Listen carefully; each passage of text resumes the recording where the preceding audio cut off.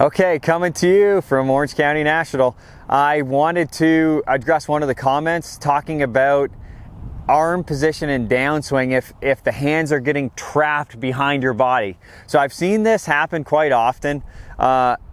It's a pretty complicated answer for some people because there's many factors that can happen in transition when you're trying to create the most amount of energy coming into the ball that can factor into why the hands do what they do. But I'll go through a couple sort of analogies and some things that I've worked on players with to help that arm position in transition. Okay, so going up to the top, it actually starts a little bit in the backswing.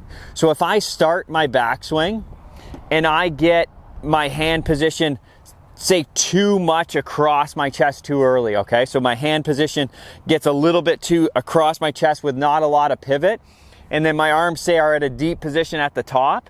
When I come down, it's gonna be hard for me to go from there and get them all the way back in front, okay? So I would work first on making sure you have a good amount of stretch sort of through this lead shoulder as you're getting to the top, along with good amount of rotation. A nice little check for that is if I just put my hand behind my right arm and I do my backswing, okay? So there's a nice reference for arm position. Also, I can do the same thing.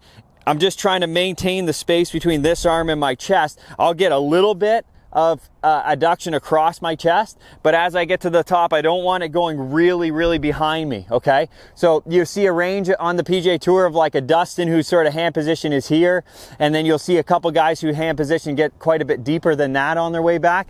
But basically, it's just trying to match up how much you're turned with how much that arm's across your chest. And then in transition, so this is where most people get in trouble with that arm position. So say I do my backswing and there's not much tension sort of through this lead side, and then I start to go and I'm going and I'm shifting my upper body past my lower body. So what that looks like is this, and this lead shoulder doesn't really do a whole lot. Then my hand position is going to keep being behind me the whole time. If I combine that with my hips driving and rotating, I'm gonna sort of have that look, okay? And that's a tough spot to really hit it from.